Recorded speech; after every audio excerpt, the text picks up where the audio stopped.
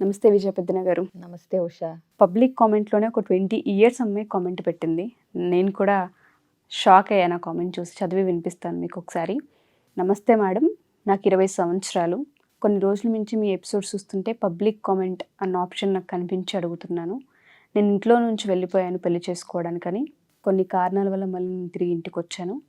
ఇంటికి వచ్చినప్పటి నుంచి నా పరిస్థితి ఏమీ బాగోలేదు. మా తల్లిదండ్రులేనా అని అనిపించేలా ప్రవర్తన తీరు కనిపిస్తుంది. ఏం చేయాలో నాకు అర్థం కావట్లేదు. ఊరుకూరికే అందరూ లేచిపోయి వచ్చావు అన్న మాట కలిచివేస్తుంది. నాకు సూసైడల్ టెండెన్సీ అనిపిస్తూ ఉంది. ఏం చేయమంటారు? చాలా చిన్న వయసులో అలా అనిపించడం అనేది బాధాకరం. బట్ వెళ్ళిపోవడం అనేది కూడా కరెక్ట్ పద్ధతి కాదు. పేరెంట్స్కి అదొక పెయిన్. బట్ ఎలా చూడాలి అంటారు? గజం కేవలం 4,500 రూపాయలతో 165 గజాల భూమి కేవలం 8 లక్షలు మాత్రమే. జరిగిన తర్వాత దాన్ని పోస్ట్ మార్టం చేసి కారణాలు ఏంటి అని మనం చాలా మాట్లాడొచ్చు. ఇక్కడ మనం గమనించాల్సింది ఏంటంటే, ఆ అమ్మాయి ఒక రాంగ్ డెసిషన్, అంటే ఒక రాంగ్ పర్సన్తో వెళ్ళానని డిసైడ్ అయ్యి మళ్ళీ వెనక్కి వచ్చింది. మేబీ అదే ఎక్కువ మేజర్ అయ్యి ఉండొచ్చు. తను అనుకున్నట్టుగా పిక్చర్ ఉండకపోవచ్చు, లేదా సగం దూరం అంటే వెళ్ళిన 4 రోజులకి ఇది కరెక్ట్ కాదు నేను చేసేది అనిపించుండొచ్చు. ఏదన్నా రీజన్ అవనండి, ఇంట్లోంచి వెళ్ళిపోయిన అమ్మాయి పెళ్లి చేసుకుందామని మళ్ళీ కొన్ని కారణాల వల్ల వెనక్కి వచ్చింది. వెనక్కి వచ్చినప్పుడు తల్లిదండ్రుల బాధ్యత ఏంటి? జీవితాన్ని నిలబెట్టేలా ఉంటుందా, జీవితాన్ని నాశనం చేసేలా ఉంటుంది అనేది క్వశ్చన్ మార్క్. సో తల్లిదండ్రులకి కోపం రావటం సహజం, కానీ ద్వేషం ఉండకూడదు. కోపం వేరు, ద్వేషం వేరు. అమ్మాయి చేసిన పిచ్చి పనికి అమ్మాయి మీద కోపం రావచ్చు, 4 తిట్టొచ్చు. కానీ ఇక్కడ వీళ్ళు చేయాల్సింది ఏంటంటే, ఆ అమ్మాయికి ఆల్రెడీ గిల్టీ ఫీలింగు, ఆల్రెడీ లేచిపోయి ఇంట్లో చెడ్డ పేరు తెచ్చాను, ఆల్రెడీ పిచ్చి పని చేశాను అనే ఫీలింగే ఆ అమ్మాయికే చాలా ఉంటుంది. ఫస్ట్ ఆఫ్ ఆల్ ఆ అమ్మాయి వెళ్ళటం ఏమి అంటే అద్భుతమైన మంచి పని చేస్తున్నాను అనుకుంటా లేచిపోరు ఎవరు. తప్పక అంతకంటే వేరే మార్గం లేక, ఇదే చేయకపోతే నేను ప్రేమించిన వ్యక్తిని ఇంకా పెళ్లి చేసుకోలేను అనే ఒక డెస్పరేట్ ఇదితో చేస్తారు. నేను వెళ్ళకపోతే ఇంట్లో వాళ్ళు బలవంతంగా వేరే వాళ్ళకి ఇచ్చి చేస్తారేమో అనేవి రకరకాలుగా ఉన్న సమస్య కంటే వీళ్ళు ఊహించి తెచ్చుకునే సమస్య ఎక్కువగా ఉంటుంది. ఎవరికైనా సరే మనిషి సహజం అది.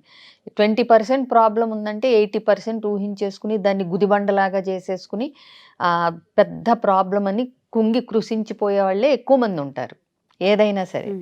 సో అలాంటప్పుడు ఆ లేచిపోవటం అనే ప్రక్రియ అందరూ ఎగురుకుంటా ఏం చేయరు చేసిన వాళ్ళు. ఫస్ట్ ఆఫ్ ఆల్ పేరెంట్స్ అదొకటి గమనించాలి.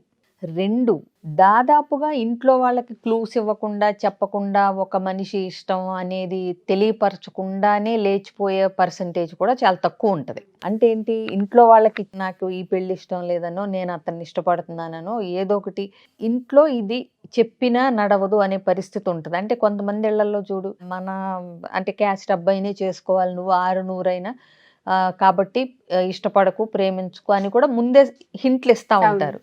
దాన్ని కొంతమంది ఎట్లా తీసుకుంటారు, నిజంగా పెళ్లి చేసుకునే వయసు వచ్చేసరికి ముందే వేరే వ్యక్తి ఇష్టం అనుకోండి, వేరే క్యాస్ట్ అబ్బాయి, మా ఇంట్లో చెప్పినా ఒప్పుకోరు అనేది వీళ్ళు ఫిక్స్ అయిపోతారు.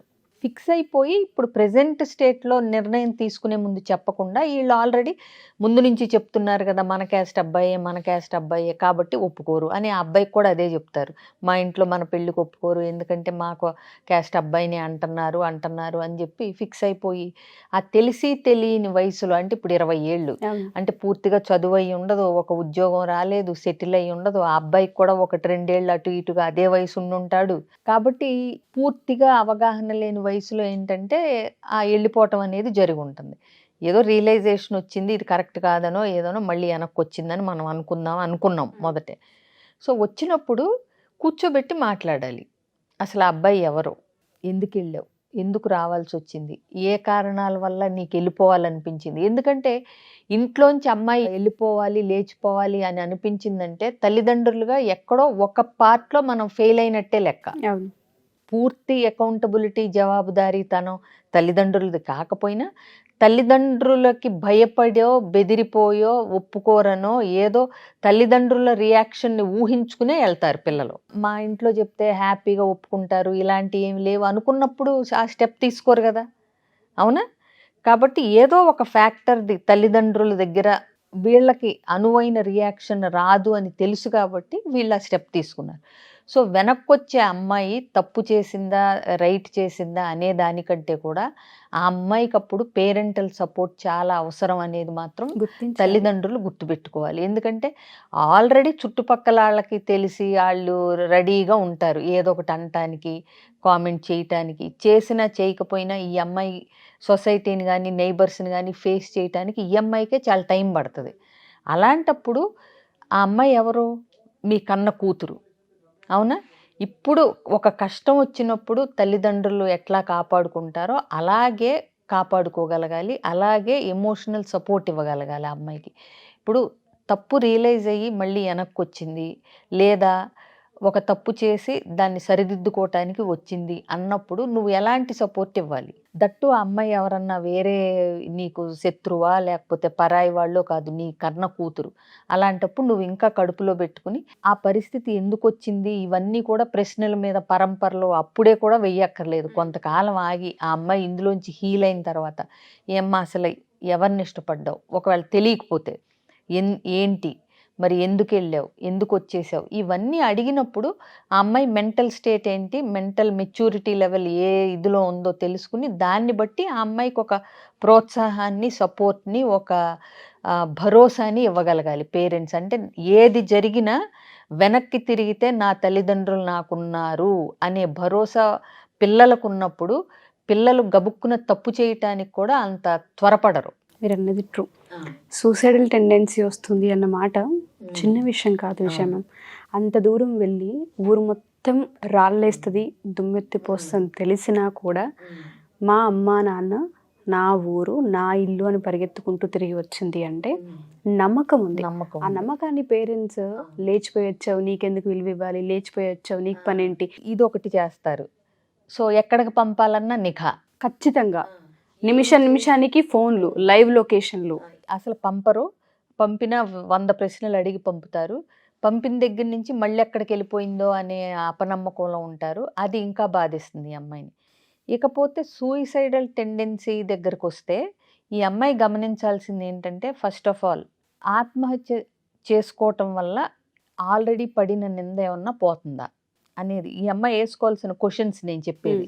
ఇప్పుడు పనిగట్టుకుని ఆత్మహత్య చేసుకోవటం వల్ల ఇంకా ఒక నింద యాడ్ అవుతుంది. అంటే ఏంటి, ఏం తప్పు చేసి వచ్చిందో, ఏ ప్రెగ్నెన్సీయో వచ్చి ఉంటుంది అందుకనే ఆత్మహత్య చేసుకుంది అనేది ఒక యాడెడ్ ఇంకొక నింద పడే అవకాశం ఉంటుంది తప్పితే తన మీద కానీ పేరెంట్స్ మీద కానీ ఈ అమ్మాయి ఆత్మహత్య చేసుకోవటం మామూలుగానే ఆత్మహత్య ఏ సమస్యకి పరిష్కారం కాదు.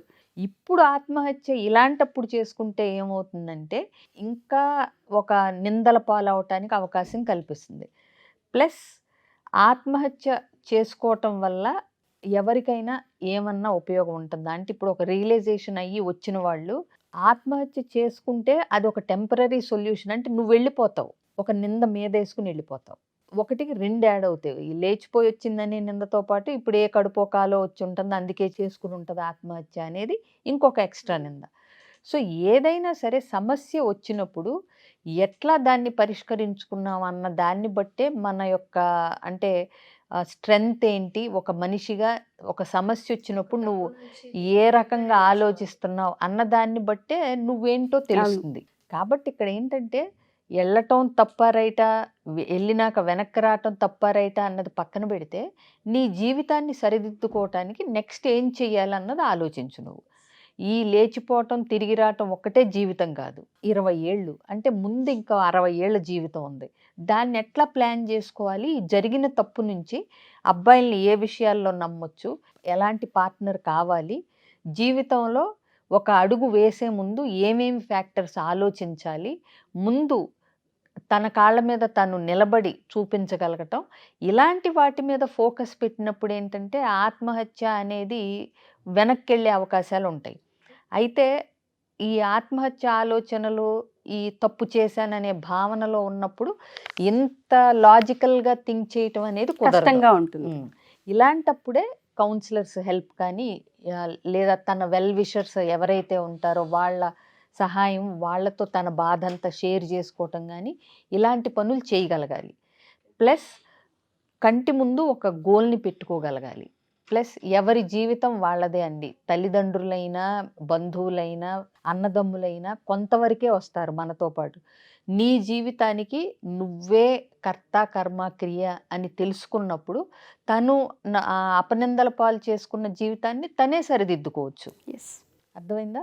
కాకపోతే కొంత ఆలోచన పరిపక్వత, కొంత వేరే వాళ్ళ సహాయం, అలాగే కౌన్సిలర్స్ హెల్ప్, కొంత గైడెన్సు తీసుకుని కెరీర్ మీద, అలాగే లైఫ్ మీద పాజిటివ్ దృక్పథంతో ముందుకెళ్తే గనక ఇందులోంచి బయటపడవచ్చు.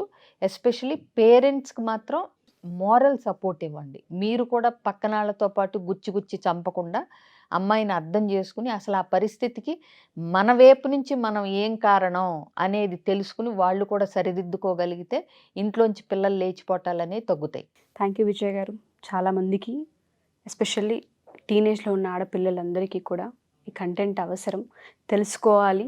అండ్ వాళ్ళకు వాళ్ళు చేసిన తప్పుని సరిదిద్దుకునే ప్రాసెస్లో ఏదైతే ఫీలింగ్స్ వస్తూ ఉంటుంటాయో వాటికి సంబంధించి ఎవరితో మాట్లాడాలో తెలియదు. ఒకవేళ మీకు కౌన్సిలింగ్ కనుక కావాలి అనుకుంటే ఆ వయసు పిల్లల్ని మనం కౌన్సిలింగ్ చేసే అవకాశం ఉంటుంది. వాళ్ళకి ఆ డౌట్ కూడా వస్తూ ఉంటుంది. ఎక్కువ మ్యారిటల్ డీల్ చేస్తూ ఉంటారేమో, మరి పేరెంటింగ్ యాంగిల్ కానివ్వండి, టీనేజర్స్కి సంబంధించి, స్టూడెంట్స్కి సంబంధించి కౌన్సిలింగ్ కానివ్వండి తీసుకుంటారని అడుగుతూ ఉంటారు. ఒకసారి ఆ డౌట్ని క్లియర్ చేస్తారు. తప్పకుండా ఉషా. పేరెంటింగ్ కానీ, టీనేజర్స్ కానీ, యూత్ ప్రాబ్లమ్స్ కానీ, అకాడమిక్స్ రిలేటెడ్ ప్రాబ్లం కానీ ఎలాంటివి ఉన్నా నేను కౌన్సిలింగ్ చేస్తాను. స్క్రీన్ మీద కనిపిస్తున్న నెంబర్ కాంటాక్ట్ చేస్తే నా డీటెయిల్స్ ప్లస్ అన్ని వివరాలతో పాటు అపాయింట్మెంట్ ఫిక్స్ చేసి చెప్తారు. Sure ma'am. Thank you ma'am. Thank you so much.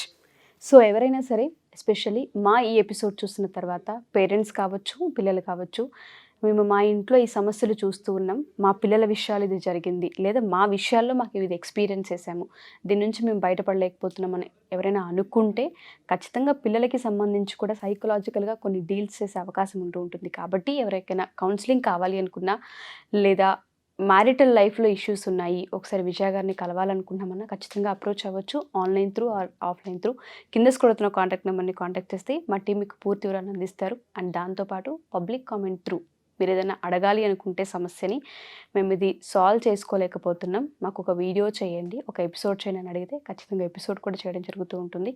So comments రూపంలో మీరు కామెంట్స్ తెలియజేయచ్చు. Thank you.